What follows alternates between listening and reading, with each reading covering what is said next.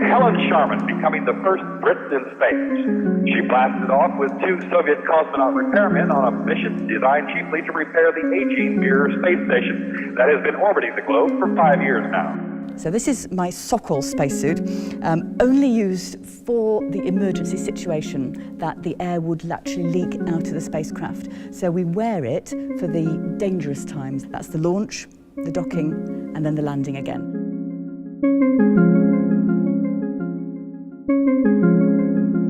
It's got to be strong so that if it does inflate with air or oxygen and you've got nothing around you, it's to stop it just blowing up like a balloon and exploding. So it's strengthened with wires in various places.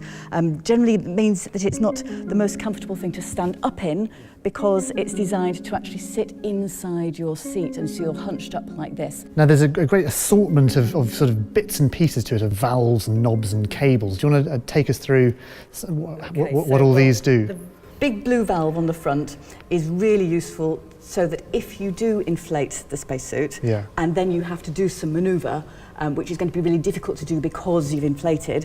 So you can decrease the pressure. You check this little valve then on the suit's arm to see what pressure you've decreased it to. From memory, that goes down to about 0.26 of an atmosphere, but that's not really very much oxygen to breathe. So you can do that for only a short time before you then need to rest again, and then use this big blue valve on the front to increase the pressure back up to 0.4 of an atmosphere, and then that's enough for you to breathe to survive. And you can do that repeatedly until you've got the manoeuvre done that you need to do.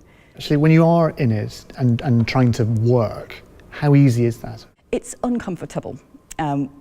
Typically, astronauts lose about 2 litres of sweat just during the launch phase because you can see, where are you going to lose your heat from? If you can open your helmet, you can get a bit of ventilation on your head. So there are ventilation holes just underneath the rim of the helmet there, which will enable air to come up past your face. Not only keep you cool, but they stop your helmet from misting up as well.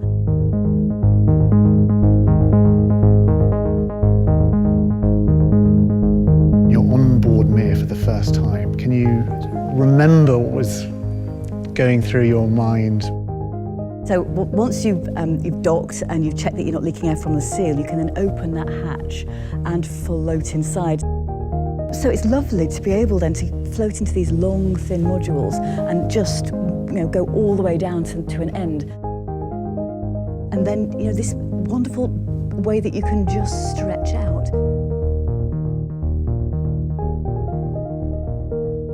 You get used to weightlessness so easily. Within seconds, you forget what it's like to stand and feel the pressure of the floor beneath your feet.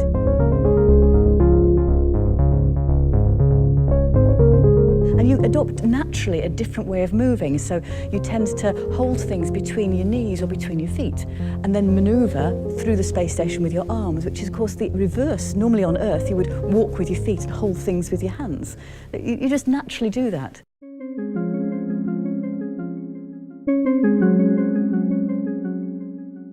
When I look back now, it was very much a personal thing. So I remember my colleagues, I remember some of those details, like just floating by a window and somehow all coming together in the evening and looking out and talking together.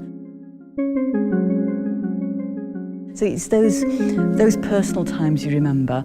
We did a job of work, but I think it's as with any job, when you look back over what you've done in the last year, do you really remember that report that you wrote for your boss?